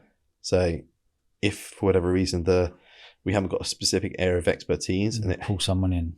Brilliant. So it's very interconnected as well. Do you see that team of 5 build into 10, 15, 20, 25 over time, or would you want to keep that as a tight knit 5 and maybe add in when needed? Steve's a fan of keeping things lean, so am I, and that comes from a point of view of, it comes back to my early point. If you have no money, you have to be really creative. If you're all of a sudden flooded with money, you can make some bad decisions. Not that Steve's holding the reins. If we need cash, it's there, but it's more a case of, is being creative. Yeah. Be creative, be lean. Being bang on the ball. Why would you, being bang on the ball, why would you want another 5 members of staff all at 50, 60, 70 grand each, but another 350 grand on the bottom line? There's no need. Just keep it lean. And this, and it, I'm sure it'll get to the stage where there's 15, 20 people. Yeah. But that might be X years down the line when we've got 3 funds. And it'll still be lean. Exactly. Yeah. Fund 1 has performed unbelievably well. That's closed. Fund 2, there's confidential. There's a various roadmap of where we want to go with this that absolutely no one's doing. That I think is going to be huge. Yeah. What do you mean? I mean, kind of what we've done in podcasting, breaking the realms there, we are going to do in private equity. So we're going to create vehicles and construct deals and ventures in a way that no one else has done before. Yeah. On the basis that our engine, i.e. the podcast and the platform, keeps growing in the markets that it's growing in. I spoke about the sort of flywheel that we've got going on. If that grows at the same rate, the deal value, so the deals that we get should as well, and the impact we can have. That we would love to build almost like the Virgin brand 2.0, but the Steven Bartlett I can see modern version of it. I can see it. I can totally see it. I can totally visualize it, where you're going with it. Yeah. You're breaking all the rules. Yeah, and we're off. We're off to a good start. Absolutely love it. Breaking all the rules and freshening this whole corporate business thing up that you have to be. The entrepreneurs are the ones that can turn this country round. I'm a massive advocate of people becoming entrepreneurs. Yeah. But no one gets taught how to be an entrepreneur. No one knows the entrepreneurial journey. No one knows you're going to have 1,000 days. You're going to be in a really lonely place. You come up with the idea, great. Then you start getting into building your brand and building your business. Most entrepreneurs are solo pros. They're going to be skint 100%. for 3 years. They're going to be broke. But people aren't teaching you this. People, as you're going along in your business journey, you're looking back and looking at all your mates and it's telling them they're laughing at you. And you're not big enough to be in the next group where you can be having amazing conversations with entrepreneurs who have been successful. There's this horrible lonely chapter no one talks about. Yeah. And once you break the back of that lonely chapter and you can get through and start building a team. But for me, I'm a very much a lifestyle business. I like 8 full-time staff. I think that's number. Anything under 12, I think anything over 12 is gossip and hierarchy and politics and they're shagging him and they're all that stuff that goes on with it, And I don't want to go down that route. Yeah. So if you can keep it in as a tight team, keep it lean, whatever business you do. We're running 3 businesses here with the podcast and the Event Crowd online events course and obviously the Bournemouth Sevens Festival. 30,000 people partying in a field for 3 days once a year. That's a big risk. Yeah. And we're on a podcast yesterday with James Sinclair, and he couldn't believe that we work 362 days a year to earn all our money in 3 days. Yeah. It's bonkers when you look back at it. We're coming to year 17 and I'm just used to risks. I'm not, it's just the norm for me. But actually, he made me stop yesterday. I was like, yeah, you're right, in fact. It's true. Yeah. It is true. Yeah. But that's what I love. To my point, you're obviously the same in terms of you've been used to operating in the uncomfortable and you know no different. Like, that is the difference as well. And, you spoke about earlier just then being lonely. It is bloody lonely. Especially if you're not in a business partnership, it's bloody lonely. And you always question yourself. Like, one thing I've never done is lose hope. I've been close. I'm thinking, what the hell am I doing? But I've always had this, even when I slept in the basement when I just lost my dad and the restaurant had gone amazing, then it's gone south. I never lost hope. I just thought to myself, God, this is going to be a good story. Yeah. That's all I thought. I never thought I'm going to have to pack up tools now. Yeah. I just thought this is going to be a great story. Yeah, it's part of your journey. Yeah. And that's why you're on here. Yeah. It's part of the journey. Anyone listening out there, any entrepreneurs or anyone in business or startup, this is a great story. This is someone who's had resilience. This is someone who's never given up. This is someone who's opened doors, being curious. On people's cases, the LinkedIn thing come up, bam, wallop. You know what? I'm not going to reply to Stephen with 3 bullet points of, oh, I went to university. Oh, I'm good at this. You just come with 3 random things that's pricked up his ears. Bam, come in for a chat. Right, you got the job. Let's go. Yeah. Because you get shit done. Yeah. There's lots of names out there what people can be, but I love employing people who get shit done. Yeah. And forward thinking. Yeah. Rather than me going, have you done? They're forward thinking. They come to me, go, I'm like, great work, crack on. Yeah. And building a team. I think we've got 14 or 16 here in 3 different businesses now, but building teams and giving people the power to be entrepreneurs within your business, build them up, let them go and fail, let them make their own mistakes, give them the freedom. And once you give the freedom, they'll stay with you a long time. It's part of the journey, it's part of the fun. But that's the thing, a lot of, in my sort of brief experience of being employed, it's just you're you're sort of penned in and hemmed in, and you've got loads of ranks to go up to because someone's not going to retire for like. And it's something. It takes 3 weeks to get something signed off. Painful. I couldn't think of anything worse. No, it's the worst. Yeah, that's the biggest thing. It's I want to go back to halfway through this conversation. You mentioned the family house. Are they the words you used? Family office. The family office. What's the family office? So, obviously, as I mentioned, Flight Fund being like our highly governance pinnacle top end investment vehicle. The family office is like all the other investment business endeavors. So from like a horizontal line, Dragon's Den, some of the medium-sized businesses and the larger ones, as well as Flight Fund, where we'll deploy, I don't know, maybe $1 to $3, $4, $5 million in each business. Mm. In and amongst that, you've got Steven acquiring different businesses as well. So he'll take a majority stake in a business, and he might put a new management team in there, or he'll build a collection of businesses that will ladder up to being one big company. Yeah. So there's other things going on in the background as well. Okay. And other initiatives we're building that, again, ladder up to almost the Branson model, Virgin 2.0, collection of companies. But it just so happens to be our collection of companies, hopefully, are making the world a better place. Mm. That's what we're trying to do. Mm. That's the most dynamic family office or collection of businesses, whatever you want to call it. Whether it's a small investment we have in a business, maybe like a small, one of the contradicting businesses that we have in the portfolio is SpaceX. We've got an investment in SpaceX, but that's because Steven is backing a founder, Elon, who's just bending all the rules. And that's what we love. Can we get our hands dirty and drive that business? No.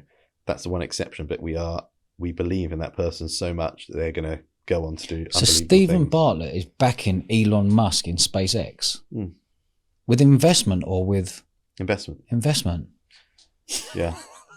Fair play to you, Steven. But love it. But that comes down to the philosophy of the people and what gives Elon the right to do what he's doing. Yeah. When you've got belief, China and NASA doing and spending billions, and he's able to build a rocket that's the most efficient rocket. It's unbelievable. Brilliant. Yeah, brilliant. So the family office is the collection of business endeavors that Steven is doing, and everyone's building around him, for him, with him, with this engine behind that's just guiding the journey that we're on and the direction. And that direction, looks like it's heavily focused in health, preventive health, helping people, mentorship, business, entrepreneurship, and everything else. Yeah. How does Steven juggle all of these businesses and everything around? Okay, he's got a great team. Yeah. But it doesn't matter how great your team are. Like, I'm constantly on it. I don't watch the news. I don't watch TV. I'm constantly on it. Yeah. Is he constantly on it? Yeah. Okay. So, has he got a way of switching off? Good question. Apart from the gym, I'd imagine. Yeah, he loves football, loves the gym. In terms of switching off, I don't think he ever switches off. And that's not a choice, really. He loves it. He loves it, yeah. Stimulation, I don't know about you, but my idea of switching off is I've got a cracking bunch of mates. Yeah. Obviously an amazing partner. I'm in hysterics once or twice a day laughing just at the most ridiculous jokes. That's my way of switching off. Like, I work hard, but I also need that release valve. I agree. Stevens is building things. Yeah. His brain, like I said to you earlier, he's different to everyone else. His ability to create something off nothing and galvanize people is amazing. And that's his stimulation. So he doesn't really switch off. Yeah. And why he is where he's at where he is at because of that. He's unbelievable. Like I said, we can, as a team, running different businesses, investments and podcasts and news and brand partnerships, all of the stuff that he does, I've never once seen his output do that. Yeah. Not once in 2.5 years. And I'm a bloody hard worker. Yeah. And, not sounding arrogant, I haven't seen many people that work as hard. Yeah. There obviously is. Steven's a different level. And my performance falters. Of course it does. He is just. Okay. So he's different. Yeah. He's different. And he loves it. He loves building things. If your brain is always on the go. Yeah. Whether it's something commercial, you think, crikey, that could be unbelievable. He's got the team and the resource now to build it. How would Steven explain you? Oh, that's a good question. That's a cracking question. I remember when he appointed me as commercial director in front of the whole team on top of a rooftop of a new office that we were going into. I'm pretty sure the words were, I don't actually know quite, but he basically said that he learns a lot from me from, I guess, the way I conduct myself and I guess the way I manage and assess people. And I think he was, hopefully he was honest when he said that. I'm sure he was, but it's probably just about, being a person of honor. As cheesy as that sounds, like if I say I'm going to do something, I will do it. Yeah. If I say to you, Steve, we can create this value out of this, give me the keys, trust me. So there's a lot of trust there. I can't tell you how I'm going to figure it out, but I guarantee you I'll figure it out. I guarantee you. And I've done that time and time again. So to answer your question, I don't know how he'd describe me, but I just know there's a ton of trust there because I built the trust. And you imagine someone of his, I guess, pedigree and where he is in his life, there's a lot of people wanting the trust. Yeah. And he's probably been burnt quite a few times. So a few collection of people around him that have consistently provided value or got his back or whatever else you want to call it. He wants to keep those people close. So I think there's a lot of trust. I am trustworthy. He's got trust in my relationship management and helping grow the portfolio and hopefully find out good opportunities, also get us out of the shit as well, and good foresight. So yeah, it's a combination of that, I suppose. Like it. Yeah. And you, are you 24/7? I was 24/7 up until the business 25/7. Up until today when you had a couple of hours here. Yeah, it probably is. And honestly, like, it's been ballistic. I always describe it like as cheesy as it is being on a rocket ship, and we're on the way to the moon, and also the rocket ship is growing wings and there's other things going on. It's incredible. So I am 24/7, although I want to be hyper focused. So I had a mission with the commercial division. I achieved the mission. My mission now is to build out an incredible few vehicles investing underneath Steven. And that's my mission. And it's going to require me to be 24/7, but in tranches, which is the beauty of it. Like, what before it is money in, managing money, best deals, getting ourselves out of contracts, blah, blah, blah. I'm about to become a dad as well. Now, I know my purpose in life. Do I have a purpose now? Yeah. Did it take a massive hit when I lost my dad? 100%. My most important mission and thing is going to be my kid. I know that for sure. I've always wanted to be a dad. Yeah. So it will be an interesting dynamic, but I've got a feeling it's going to make me even more motivated, which I didn't think was possible, or give me another dynamic. And all I wanted to do for my dad was to make him proud. That's all I ever wanted to do. So why I put myself in my unborn kid's footsteps is I want that kid to be like, my dad was a bloody legend. Yeah. So I now feel a responsibility. Like, crikey, I've got this opportunity. I think I've done well. No, it's not good enough. Again. Crack on. So it's going to be 24/7 personal, 24/7 with business. And that's the way I love it. Yeah. I don't want to look, I know everyone says this, I'm always massively haunted by, it's morbid, but sitting on my deathbed and just thinking, you didn't quite nail it as much as you could have. I can't do that. I look at everything through that lens. Yeah. Am I going to regret it more doing it or not doing it? And that's what I live everything by. Same. Either risk or regret. Yeah. Risk it. Yeah. So much more fun. Imagine being 80, regretting what you could have been. Nightmare. Can't have that. Just one thing here. Obviously, we're talking about podcasts. You're on a podcast. We're talking about podcasts. It's a big part of what you've been through and what Steve's through there. Tell me about Flight Studio. Are you changing the game for podcasters here? Yeah, I think that's, there's a lot of big opportunities going on with us and things we're exploring. I'd say that's should be one of Steven's biggest, most exciting endeavors. One of them for sure. So a couple of years back, all the IP and technology and stuff that we have built to make the Diary of a CEO successful, I almost describe it as like an injustice to the industry to keep that. Does that make sense? So how can we help other shows, which is going to help culture and help people's lives without giving away all our tricks? Well, we might as well build a suite and network of podcasts. So we had conversations, I think it's the tail end of last year, maybe slightly before, about looking to appoint someone to basically extrapolate everything that we've done and build new shows. That deal sort of died down and we agreed it was better to stay hyper focused and just be hell bent on making the biggest podcast in the world. And then it's come back to haunt him, and there's other people coming into the mix. So Flight Studio has just been launched, headed up by two amazing individuals who are very senior at Acast. Like, know podcasting inside out. They've been right at the forefront of the industry. What are their names? Christiana and Georgie. Okay. Yeah, so they're incredible, an amazing duo as well. So they have basically been appointed to start and build the mission, and that mission right now consists of 5 new shows that have been created with some amazing people. Those people just so happen to be some of the best performing episodes we've had on the Diary of a CEO. Yeah. within themselves, they are an amazing talent, industry experts. They've already got an existing brand. So if we attach all our learnings, IP, marketing machine, with them hosting it, platform, with them hosting it. Okay. Look what we can hopefully achieve. But again, it's all a gamble. Yeah. Maybe we've got a je ne sais quoi, not me, the team have in Diary CEO and all these collection of ingredients that have made it what it is. But it's a risk we're willing to take. It's a risk that we feel the world needs in terms of podcasting is amazing. It's an amazing medium. It's the best medium. It's the best. Yeah. So what if we can do what we've done in literally helping people's lives and self-development and everything that comes from the kind of podcasting we do, if we can do that in other facets, whether that's fashion, whether that's relationships, whether that's purely on health, and we can attach our IP tech and learnings and build those shows, what's that going to do from a commercial point of view? What's it going to do from an impact point of view? What's it going to do from an investment? There's all these things that will come from it. So how exciting that space can be. Mega. Wow, especially if Steve loves podcasting, which I do and he does and lots of other podcasters do.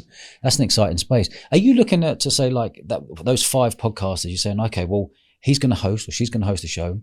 We're going to build the show with you and we're going to bring brand partners to help pay for this show. Is that how the business model is? Yeah, but again, we're hoping, being that there's pre-existing brand around the talent, we're hoping and we're sure that the brand, the conversations we already have, brand partners, they want to be involved. Yeah. Because A, they know the sort of traction we're going to be able to hopefully garner. And number 2, it's something new. And, Steven's amazing in the sense that there's many strings to his bow, kind of many hats he naturally wears, business, health, whatever it is. These people are kind of experts in those fields. So cool, we can have association to Steven plus double down in that area. So that's really compelling as well. So kind of watch this space moment, and it is for us as well. We're putting everything into it, but that's a really exciting thing. And when you dial that back and think of that's just the flight fund, like the family office, that's a group that sits under this whole operation. Yeah. That in itself could be ridiculously successful. So it's just rolling the dice again, but in a very calculated way, and just seeing if what we've done with the Diary CEO can actually be replicated to, even if it hits 50% of that potential, that's pretty big across 5, 6, 7, 8, 20 shows in a few years' time. Wow, Danny, I've really, really loved this episode. Yeah, it's brilliant. I love the conversation. Thank you. Mate. Thank you. I really do appreciate you coming. You're a really impressive guy. I appreciate that. Likewise, I knew I was going to have a good chat and conversation, but like I said, I've admired you and watched from afar and really appreciate and respect, more importantly, what you've built and stuff. So I was looking forward to it. So I appreciate the conversation as well. That's quality. Loved it. And one final word. Have you got a final word for your dad? Have I got a final word? Just that I'm always thinking of him, and he's my North Star.